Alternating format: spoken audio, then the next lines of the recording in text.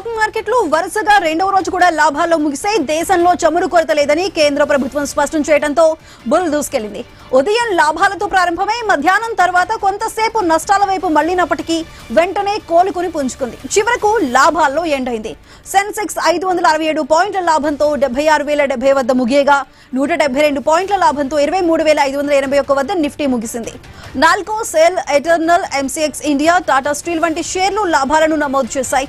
మరోవైపు Persistent, Tata Elxsi, Hindustan Petro, Wipro, Bandhan bank షేర్లు నష్టాలను చవిచూశాయి.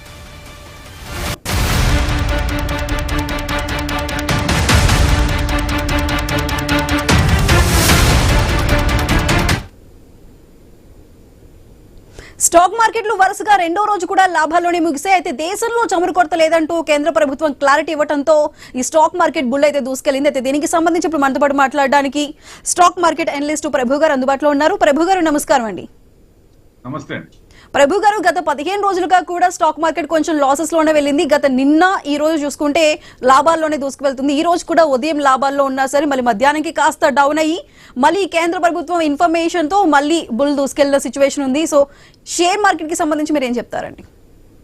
ఇప్పుడు వెస్ట్ ఏషియా ఇష్యూ కన్క్లూడ్ అవ్వలేదు కదా, క్లోజ్ అవ్వలేదు. సో కొంచెం ఈజ్ అయింది అంతే.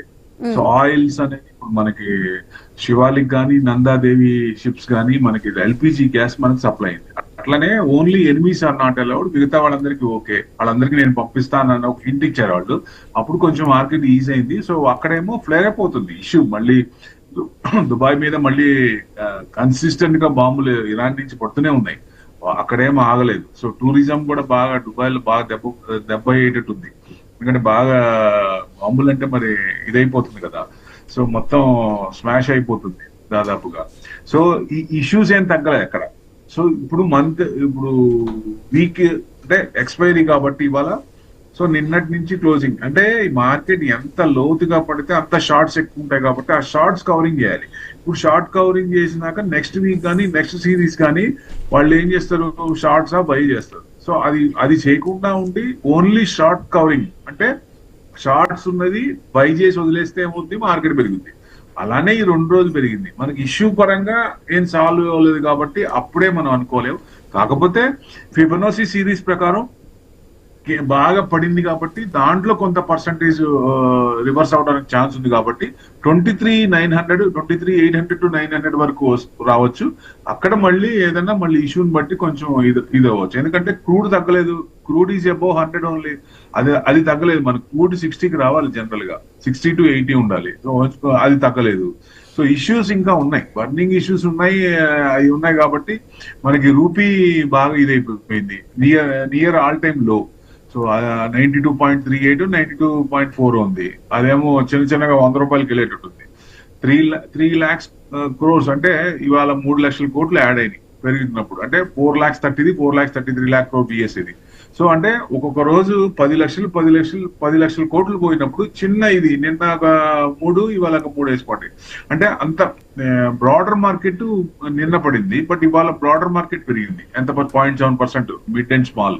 సో ఎప్పుడైతే బ్రాడర్ మార్కెట్ స్ట్రాంగ్ అవుతుందో అప్పుడు కొంచెం పర్లేదు. ఎప్పుడైతే 24,100 అబోవ్ వెళ్ళామో బూలిష్ జోన్ లోకి వచ్చినట్టు లెక్క 50%. సో అంతవరకు డౌన్ ఏ ఉన్నట్టు. ఇది షార్ట్ కవరింగ్ గా అంటే ఇది షార్ట్ కవరింగే. సో ఎక్కువ ఇది కాటలేదు అనేది, అంటే ఇష్యూ సాల్వ్ అయితే అప్పుడు జూమ్ అయ్యే ఛాన్స్ ఉంటుంది. కాబట్టి మనం కన్ఫర్మ్ గా ఇది షార్ట్ టర్మ్ లో ఈ రకంగా ఉంటుంది, నెక్స్ట్ ఇంకా వెళ్ళిపోతుందని చెప్పలేం. So it's too early to say. So we have to wait for levels. అంటే నెక్స్ట్ లెవెల్ 24,100 కనుక క్రాస్ అయితే then we can say it's a bullish zone. Conflict ఏం మనకేం సాల్వ్ అవ్వలేదు కదా.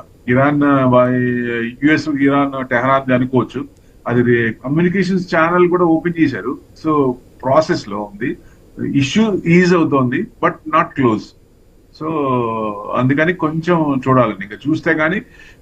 ఇప్పుడు దానివల్ల ఏంటంటే జియో పొలిటికల్ రిస్క్ వల్ల auto, metal, bank, financial sector అన్నిటి కూడా కొంచెం క్వాలిటీ స్టాక్స్ లో కొంచెం బయింగ్ అవుతుంది. వాల్యూ బయింగ్ అనేది మ్యూచువల్ ఫండ్స్ ద్వారా కొంత అవుతుంది. సో మెటల్స్ ఇవాళ అప్ 2.2. జనరల్ గా మార్కెట్ పెరిగినప్పుడు మెటల్స్ తగ్గుతాయి, మార్కెట్ తగ్గినప్పుడు మెటల్స్ పెరుగుతాయి. ఇట్స్ సర్ప్రైజింగ్లీ 2 days నుంచి it is following the markets. Share market ఎలా ఉందో మెటల్స్ కూడా అట్లనే ఉన్నాయి. నిన్న పెరుగుతున్నప్పుడు అవి పెరుగుతున్నాయి, మళ్ళీ వాళ్ళు పెరుగుతున్నాయి, తగ్గినప్పుడు మళ్ళీ దాంతో పాటు తగ్గుతున్నాయి. ఓన్లీ ద ఇండెక్స్ సఫర్ అవుతుంది ఏంటంటే IT index 0.9%, 1% down.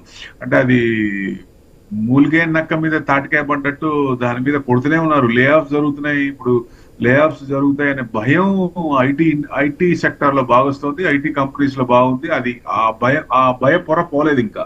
FMCG down, FMCG కూడా 0.75%. ఈ మిగతా సెక్టర్స్ అన్ని వాళ్ళు ప్లస్ లో ఉన్నాయి. సో ఇది తిరిగిందా, యూటర్న్ తీసుకుందా అనేది అప్పుడే చెప్పలేము. రివర్సల్ సస్టైనబుల్ అవుతుందా లేదా అనేది in the short term will tell when ever the levels process. ఆ లెవెల్స్ అనేది చూడాలి. కాబట్టి ఆ లెవెల్ క్రాస్ అయినప్పుడు మంచిగా ఉంటుంది. లేదంటే మళ్ళీ బేరిష్ జోన్ లోనే, ప్రస్తుతానికి మనం బేరిష్ జోన్ లోనే ఉన్నాం. సో వెళ్ళినప్పుడు కింద నుంచి ఫిబొనాచి సిరీస్ ప్రకారం కొంచెం 24,900 దాకా వస్తుందా అంటే రేపు కూడా ఫ్లాట్ టు గ్యాప్ అప్, రేపు కూడా మైనస్ లో లేదు, రేపు కూడా ఫ్లాట్ టు గ్యాప్ అప్ అయ్యే ఛాన్సులు ఉన్నాయి. సో గ్యాప్ అప్ అయ్యి ఇష్యూని బట్టి యూరోపియన్ మార్కెట్స్ అవి ప్లస్ లో ఉంటుంది. దాని ప్రకారం కొంచెం 800 to 900 వరకు వచ్చే అవకాశాలు ఎక్కువ ఉన్నాయి. ప్రభు గారు, అయితే మీరు చెప్పినట్టు ముఖ్యంగా ఈ మెటల్ ఆటో రంగాలకి సంబంధించి రైజ్ అయితే కనిపిస్తుంది, అది ఇంకా కంటిన్యూ అయ్యే అవకాశం ఉందండి? ఇష్యూను ఇప్పుడు వాళ్ళు ఏమంటారు, బ్యారెల్ $200 అంటున్నారు. ఇష్యూ కనుక మీరు కనుక మమ్మల్ని ఇది పెడితే అంటే వీళ్ళ ఐలాండ్ మీద ఎక్కడైతే క్రూడ్ ఆయిల్ వాళ్ళు చేస్తారో, సరఫరా బట్పాటు చేస్తారో, షిప్స్ ద్వారా పంపిస్తారో, అక్కడ వాళ్ళు మిలిటరీ బేస్ ని చేశారు యుఎస్ వాళ్ళు. సో నెక్స్ట్ వాళ్ళు గనక వీటి మీద పడితే వాళ్ళ ఆయిల్ ట్యాంకర్స్ కానీ పైప్ లైన్స్ కానీ ఇవి కూడా మేము ఇచ్చేస్తాము అనేది ఇస్తున్నారు. బట్ ఒక సైడ్ నుంచి అయితే టాక్స్ అనేది రీఓపెన్ అయినాయి. సో అది ఎంతవరకు సఫలీకృతం అవుతాయి అనేది we have to wait and see. ఎందుకంటే ఎంత త్వరగా వార్ ఎండ్ అయితే అంత మంచిది.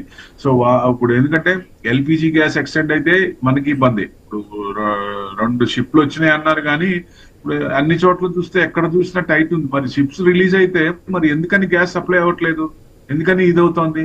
సో ఇప్పుడు కంటిన్యూషన్ ఉంటే మరి అందరికి కూడా అవైలబుల్ ఉండాలి కదా, అవైలబుల్ లేదు. కొన్ని చోట్ల కొన్ని విలేజెస్ లో అయితే బాగా ఇబ్బంది పడుతున్నారు. సో ఓన్లీ సిటీస్ లోనే అవైలబుల్ అన్నట్టుంది, మిగతా ప్లేస్ లో రావట్లేదు. ఇది కరెక్ట్ కాదు కదా, మిగతా జనం కూడా ఇబ్బంది పడతారు కదా. సో ఈ ఇష్యూస్ కనుక ఇంకో 2 weeks కంటిన్యూ అనుకోండి, అప్పుడు పరిస్థితి ఏంటి? ఇప్పుడు క్రూడ్ కూడా మనకి ఇంకొక 2 weeks కూడా కంటిన్యూ అయితే క్రూడ్ కూడా పెరిగే ఛాన్స్ ఉంది. వాళ్ళు వరల్డ్ రీసెర్చ్ కూడా వాళ్ళు ఇచ్చిందండి, క్రిసిల్ రిపోర్ట్స్ ప్రకారం 150 వరకు వెళ్ళొచ్చు బ్యారెల్, $150 వరకు అనేది. ఇప్పుడు $100 అబోవ్ ఉంది. సో ఇష్యూస్ కనుక అయితే అది కొంచెం టెన్షనే. ఎంత త్వరగా అది ఇష్యూస్ సాల్వ్ అయితే అప్పుడు మంచిది, లేదంటే కొంచెం ఆ అన్సర్టనిటీ అనేది ఇంకా క్లారిటీ లేదండి. కాకపోతే షార్ట్ కవరింగ్ కాబట్టి కొంచెం మార్కెట్ ఈ జిగ్స్ నడుస్తుంటాయి. సో నెక్స్ట్ పొజిషన్ బట్టి మళ్ళీ ఏం చేస్తారు అనేది we have to wait and see. Okay Prabhu గారు, థ్యాంక్ యూ సో మచ్ అండి.